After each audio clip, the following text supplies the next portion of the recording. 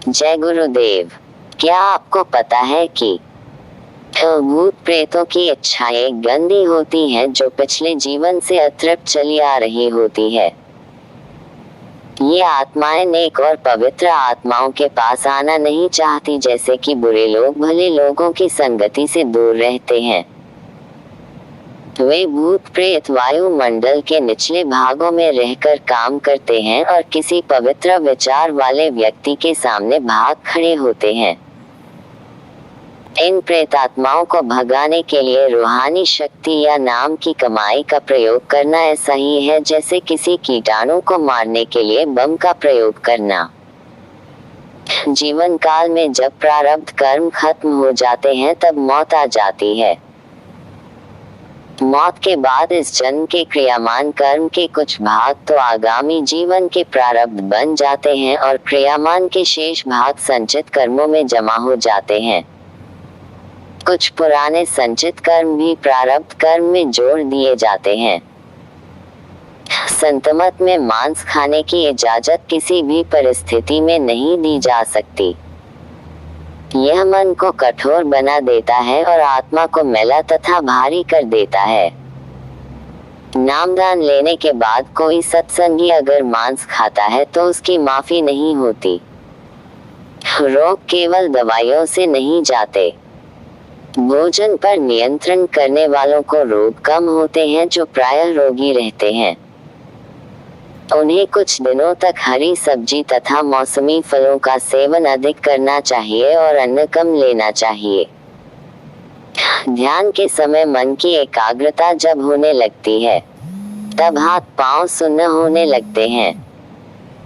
जब तक ये अंग सुन्न नहीं होते मन एकाग्र नहीं होता और न ही अंदर का रास्ता दिखाई देता है। जब मन तीसरे तिल में एकाग्र हो जाता है तब अंदर में प्रकाश और तारा मंडल दिखाई देता है।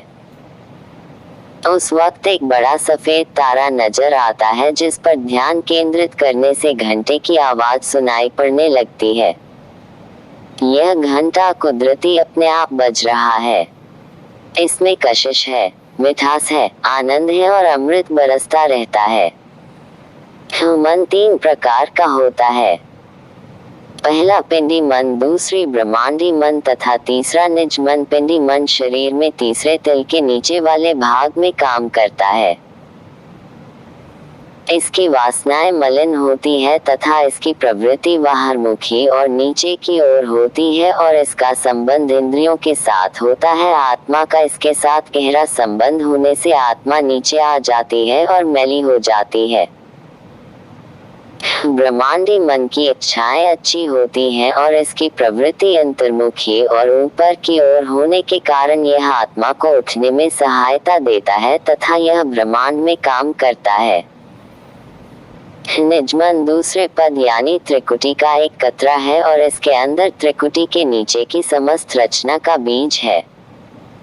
साधक को इन तीनों मन पर विजय प्राप्त करनी पड़ती है।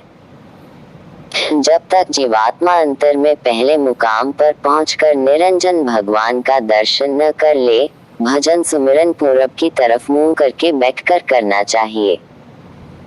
अगर ऐसा न हो सके तो उत्तर या पश्चिम को मुंह करके बैठना चाहिए। तारांकन, अगर कोई आदमी खोटा काम करता है तो उसका असर उसकी स्त्री पर पहुंचता है और यदि औरत बदकार है और पुरुष नेक है तो उसका असर पुरुष पर पड़ेगा। कर्म कोई करता है और फल कोई भोगता है, यही ईश्वरीय विधान है। नाम का सुमिरन एक उत्तम रसायन है।